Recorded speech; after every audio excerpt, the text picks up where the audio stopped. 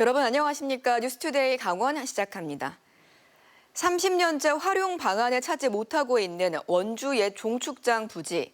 드라마 세트장부터 복합 공연장, 오페라 하우스까지 수많은 개발 계획들이 나왔다 사라졌는데요. 민선국이 들어 강원도와 원주시가 공동 공약으로 다시 개발에 나서면서 긴 표류를 끝낼 수 있을지 주목되고 있습니다. 윤하은 기자가 취재했습니다. 원주시 반곡동 혁신도시 인근에 자리 잡은 6만여 제곱미터 규모의 땅. 원주에 있지만 강원도 땅으로 종축장이 이전한 뒤 30년째 비어 있습니다. 2014년에는 드라마 세트장, 2015년에는 원주여고 부지 맞교환 형식으로 교육지원청 이전이 추진됐지만 불발됐습니다. 가장 큰 전환점은 지난 2018년. 강원도가 부채 위기의 강원도 개발공사를 살리기 위해 종축장 부지를 현물 출자하면서 대형 공연장 건립을 약속한 겁니다.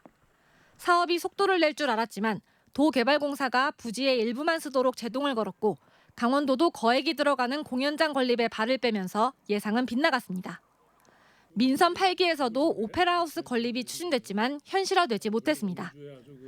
2022년에는 강원도 개발공사로부터 도유지를 반환받는 것에 대한 도의회 의결까지 받았지만 활용 계획이 잡히지 않으면서 소유권 이전도 답보 상태입니다. 민선국이는 이 해묵은 과제를 풀 수 있을까? 우상호 도지사와 구자열 원주시장은 종축장터를 문화창의 산업 거점 공간으로 활용하겠다는 공동 공약을 내세운 바 있습니다.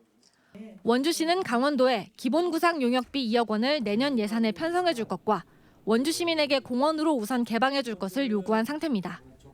우상호 지사님과 저하고 유일하게 공약을 기자회견을 통해서 한 거니까 실행을 시켜보자. 일단은 그 부지를 정지 작업 또는 광장 조성을 먼저 하자는 거예요. 그래놓고 거기에 문화 공간이라든지 시설 들어가는 것은 일단 그 절차가 끝난 후에 약 절차가 한 3-4년 정도 걸리더라고요. 공연장 하나를 먼저 정하기보다 전문가 용역을 통해 도시 전체를 고려한 복합 문화 공간으로 설계한다는 계획입니다. 강원도 교육청이 혁신도시 남고 문제 해결을 위한 도시형 캠퍼스 후보지로 종축장터를 검토하기도 했지만 일단은 원주시가 추천해준 다른 후보지를 우선순위에 두고 관련 업무가 진행 중인 것으로 확인됐습니다. 30년 동안 수많은 개발 계획이 나왔다 사라졌던 종축장 부지, 이번에는 긴 표류에 마침표를 찍을 수 있을지 민선국의 역량이 시험대에 올랐습니다. MBC 뉴스 윤하은입니다. 지역 소멸 위기에 놓인 삼척시는 서울시와 손을 잡고 은퇴자 등을 위한 주택단지를 조성할 예정입니다. 서울과 지방도시의 상생 모델로 큰 기대를 모으고 있지만 먼저 해결해야 할 과제들이 있습니다. 조규환 기자의 보도입니다. 지난 2023년 11월 서울시와 강원도, 삼척시, 서울주택도시공사, 강원개발공사 관계자가 한자리에 모였습니다. 지방 이주를 희망하는 서울 시민 등을 위한 상생형 주택단지, 이른바 골드시티를 시범 조성하기로 약속하는 자리였습니다. 사업 부지는 삼척시 갈천동 일대 30만여 제곱미터. 이곳에 2천여 세대가 거주할 주택을 짓고 교육과 의료, 휴양시설 등의 자족 기능까지 갖추는 방안을 구상하고 있습니다. 서울시는 주거 문제를 해소하고 삼척시는 소멸 위기를 극복할 수 있는 상생형 모델인 겁니다. 서울주택도시공사는 서울 시민의 10명 중 4명가량이 삼척 골드시티에 이주 의향을 보였다는 인식조사 결과도 내놨습니다. 지난해엔 강원도가 사업 부지를 도시개발구역으로 지정 고시했습니다. 그러나 지방선거와 관계기관 조직 개편 등으로 한동안 사업이 주춤했습니다. 서울시 SH 등과 관계기관하고 구체적인 업무 분담하고 개발 계획 방향에 대해서 조율하며 속도를 내고 있습니다. 다행히 골드시티 조성을 약속한 오세훈 서울시장이 또 당선되면서 사업의 연속성은 이어지게 됐습니다. 삼척시도 사업 시행자 지정과 실시계획 인가 등 행정 절차를 서둘러 민선국이 임기 안에 사업을 시작하겠다는 계획입니다. 2028년도 상반기까지 행정 절차를 좀 밟아 나갈 계획입니다. 그리고 2028년도 하반기에는 첫 사업을 뜰 수 있게끔 하는 게 저희 사업비만 공공과 민간 분야에서 약 1조 원가량 투입해야 할 것으로 추산되는데 자금 확보 방안은 확정되지 않았습니다.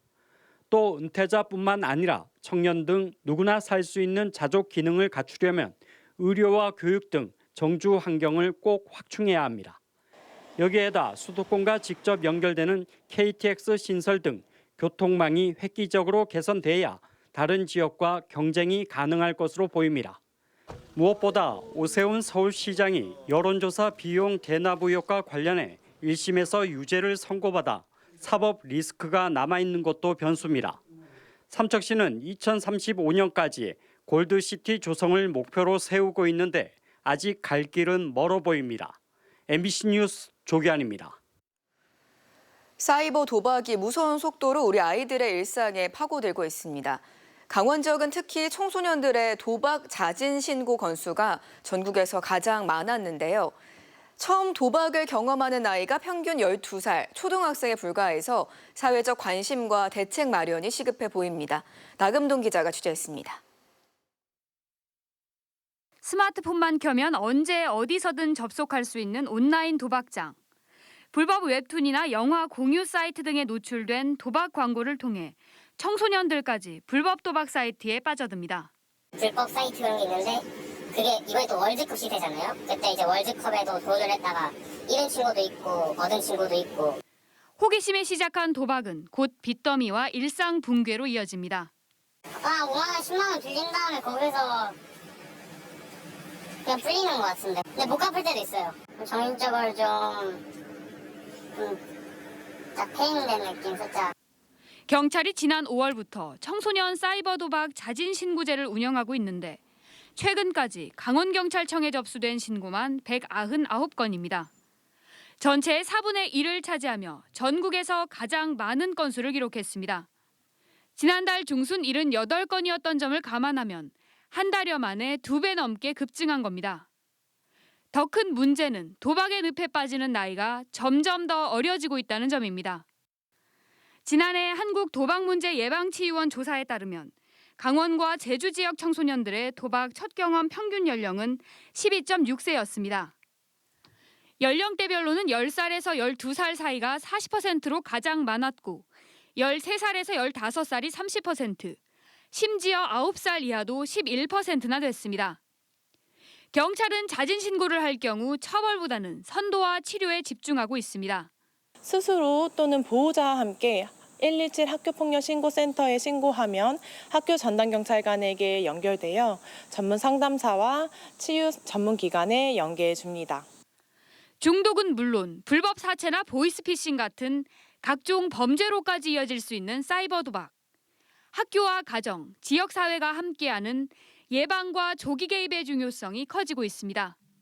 MBC 뉴스 나금동입니다. 강원도 교육청이 전교조 강원지부와 단체 교섭을 재개합니다.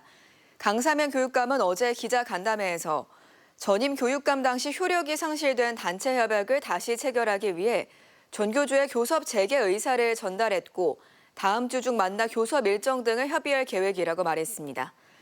강 교육감은 이번 조치는 교육청과 전교조의 협력을 위한 것으로 일제고사 제한 조항을 담은 단체 협약 재체결로 인해 일각에서 우려하는 학력 저하가 발생할 일은 없다고 선을 그었습니다. 집중호우로 낙석이 발생해 차량 통행이 통제됐던 영월군 상동읍 천평리 국도 31호선에 부분적으로 통행이 재개됐습니다.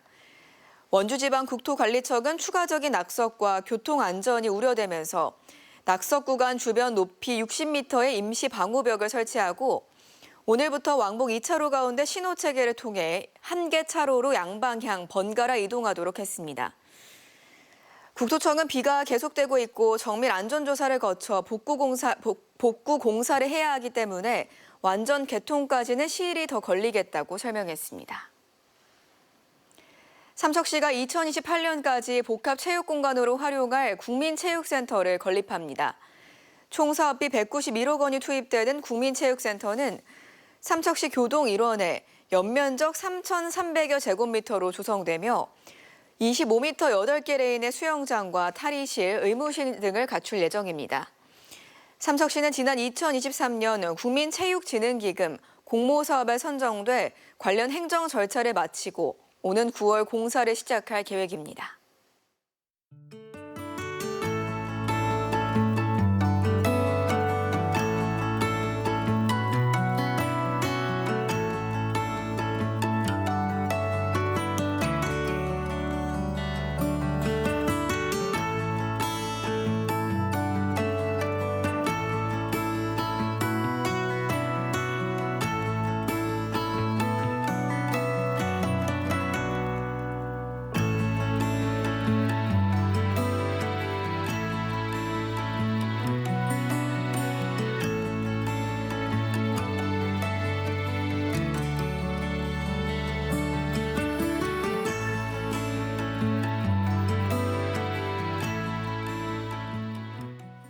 김중남 강릉시장이 어제 옥계면과 강동면을 시작으로 다음 달 7일 주문진읍까지 지역 내 21개 읍면동을 순회하며 이른바 타운홀 미팅을 개최합니다.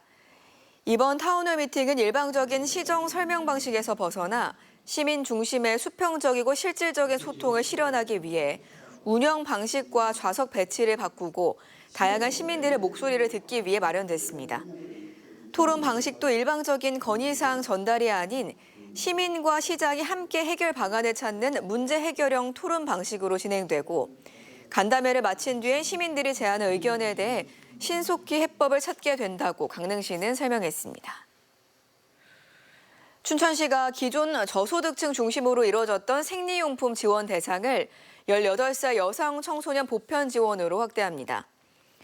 지원 대상은 2008년 1월 1일부터 12월 31일 사이 태어난 18살 여성 청소년입니다. 지원금은 한 명에 한 해 16만 8천 원으로 국민행복카드 전자바우처 포인트 형태로 연 1회 지급됩니다. 농림축산식품부가 농촌특화지구로 선정된 횡성과 인제 육성 방안을 발표했습니다. 지금까지 강원에서 전해드렸습니다. 고맙습니다.